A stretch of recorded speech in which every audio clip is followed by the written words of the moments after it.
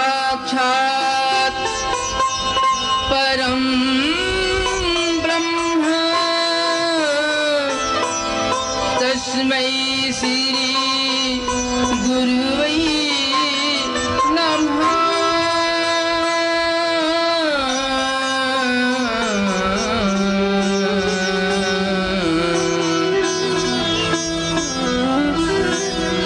परम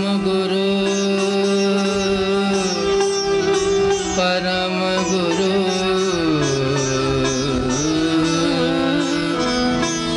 राम मिलावन हार परम गुरु राम मिलावन हार परम गुरु राम मिलावन हार राम मिलावन हार राम मिलावन हार परम गुरु राम मिलावन हार परम गुरु राम मिलावन हार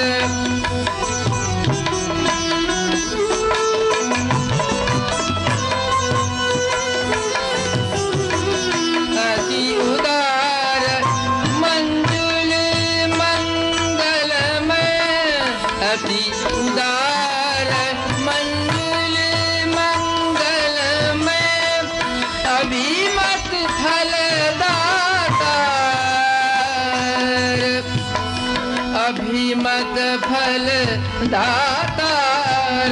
परम गुरु राम मिलावन हार परम गुरु राम मिलावन हार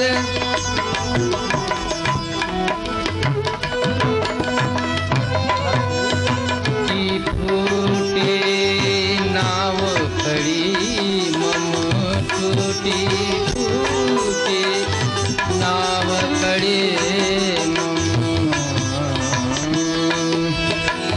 टूटी फूटी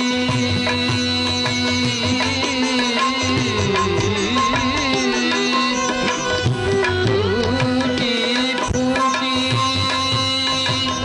नाव पड़ी मम टूटी फूटी नाव पड़ी मम भीषण भवन दधार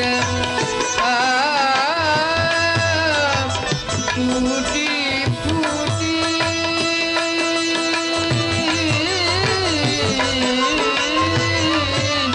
टूटी फूटी नाव पड़ी मम भीषण भवन दुधार परम गुरु राम मिलावन हार परम गुरु राम मिलावन हार परम गुरु राम मिलावन हार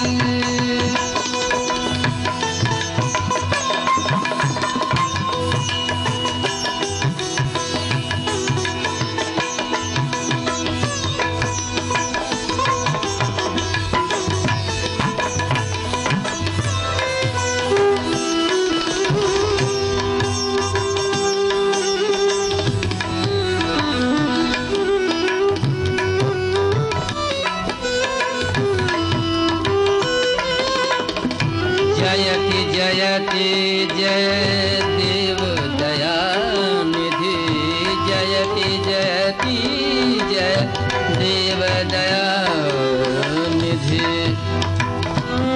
दयानिधि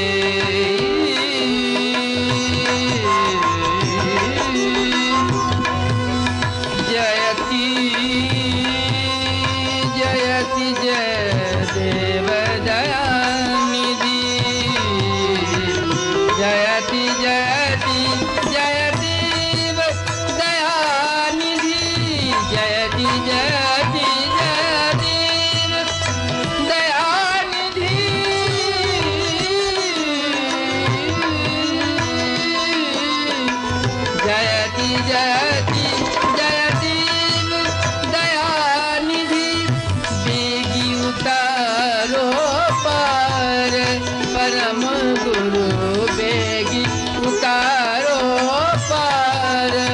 परम गुरु राम मिलावन हार परम गुरु राम मिलावन हार परम गुरु राम मिलावन हार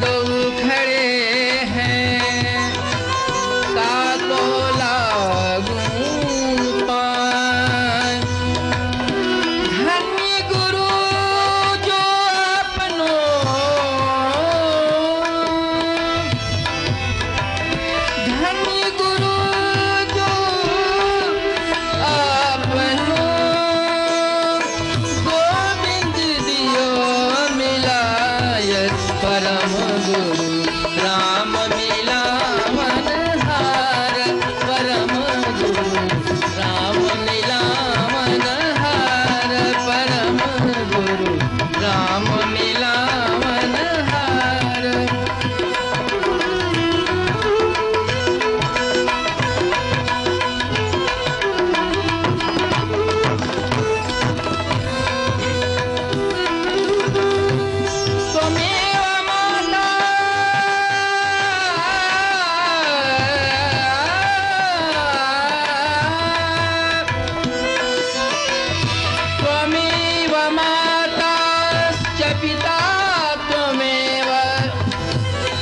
त्वमेव बन्धु जसधा त्वमेव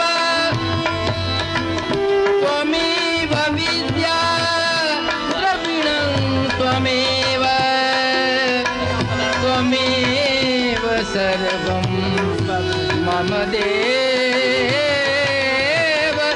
देव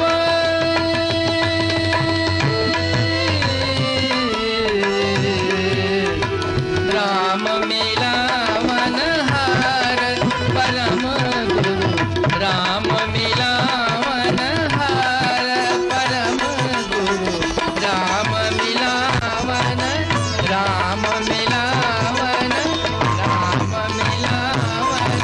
हार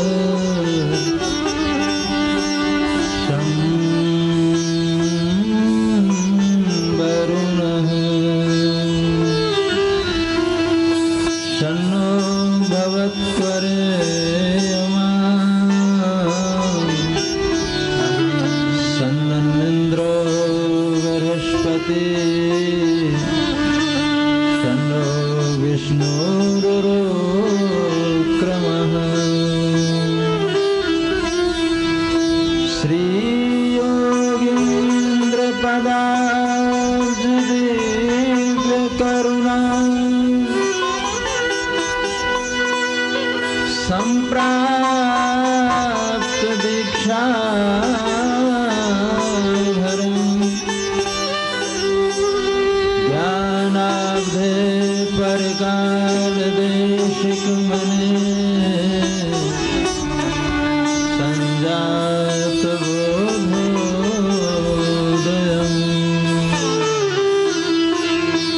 भारद्वाज कुले प्रसूत मनघम् सुग्रीव दुर्गाधिपम्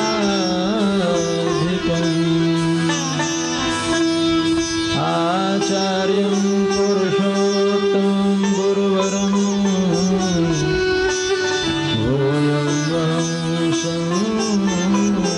संश्रये।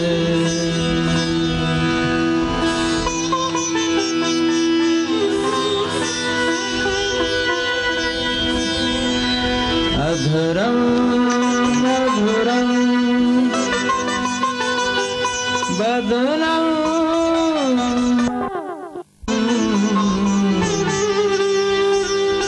नयनं मधुरं हसितं मधुरम् अधरं मधुरं वदनं मधुरं नयनं मधुरं हसितं मधुरम् हृदयं मधुरं गमनं मधुरं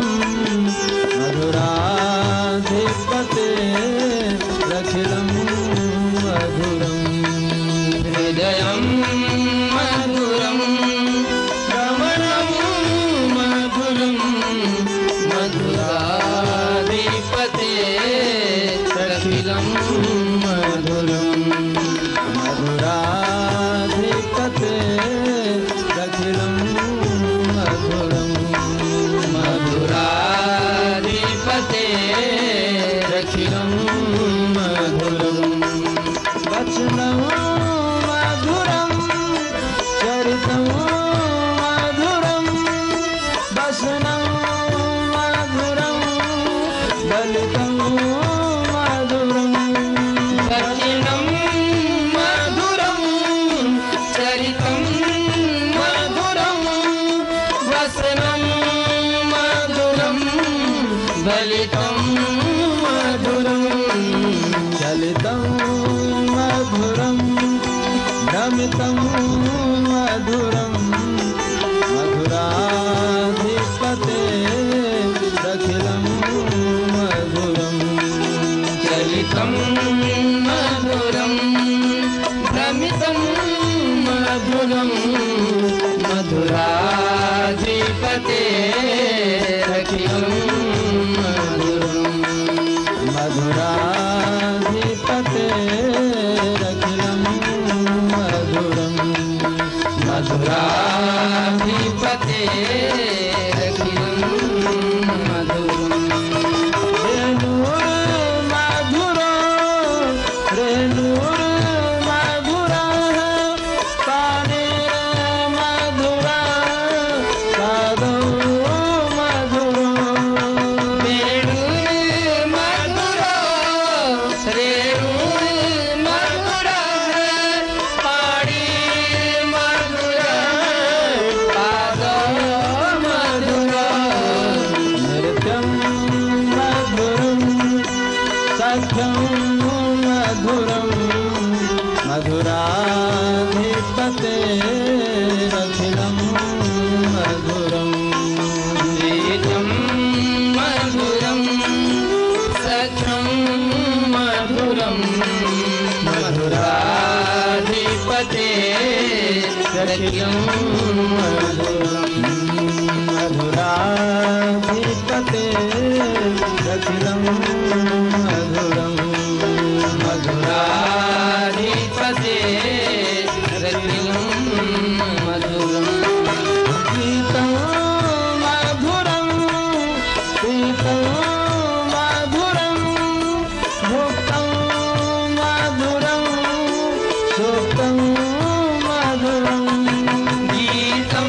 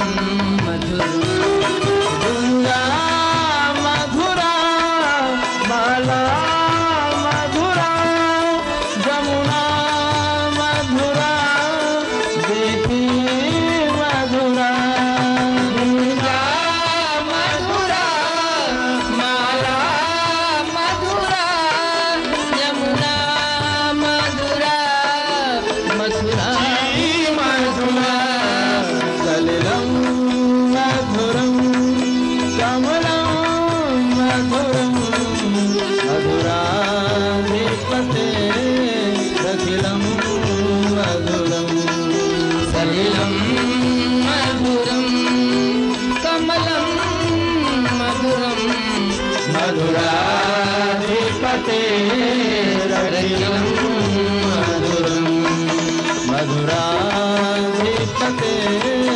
रखिलम मधुरम मधुराधिपते रखिलम मधुरम गोपी मधुरा लीला मधुरा युक्तं मधुरं मुक्तं मधुरं गोपी मधुरा लीला मधुरा युक्तं मधुरं मुक्तं मधुरं श्रेष्ठं मधुरं श्रेष्ठं मधुरं मधुराधिपते रखिलं मधुरम् इष्टं मधुरं इष्टं मधुरं मधुराधिपते रखिलं मधुरं मधुराधिपते रखिलं मधुरम् मधुराधिपते रखिलं मधुरं गोपा मधुरा गावो मधुरा यष्टिर मधुरा सृष्टिर मधुरा गोपा मधुरा गाओ मधुरा यक्षी मधुरा सृष्टि मधुरा ललितं मधुरं फलितं मधुरं मधुराधिपते रखिलं मधुरं ललितं मधुरं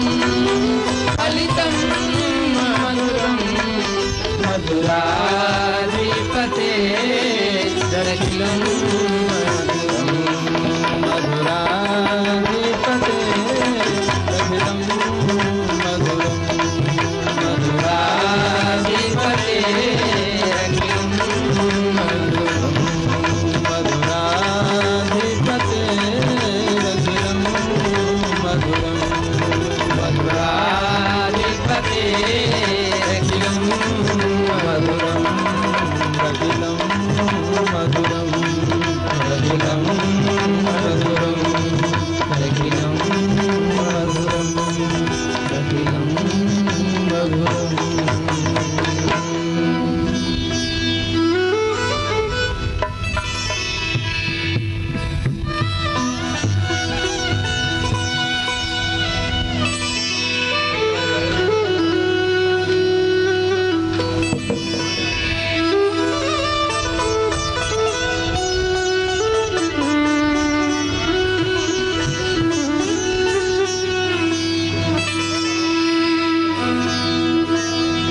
जय जय राधा रमन हरि बोल जय जय राधा रमन हरि बोल राधा रमन हरि बोल जय जय राधा रमन हरि बोल जय जय राधा रमन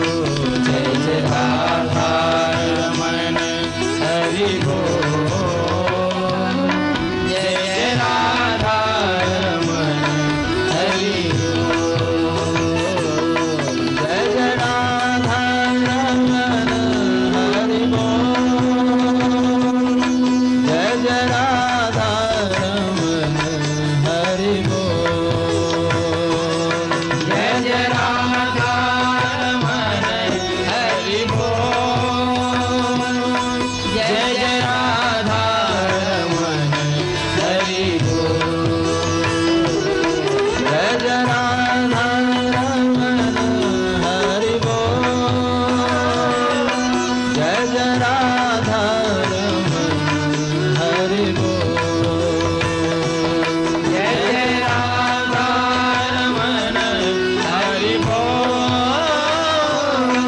जय जय राधा रमन हरि बोल।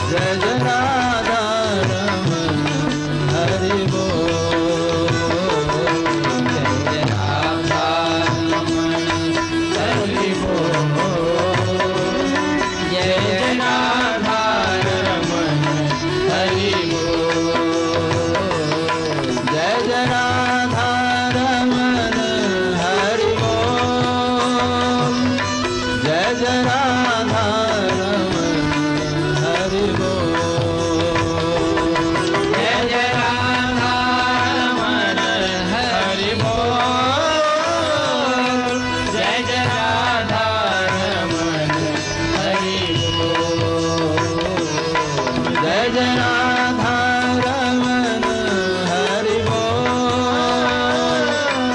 जय जय राधा रमन हरि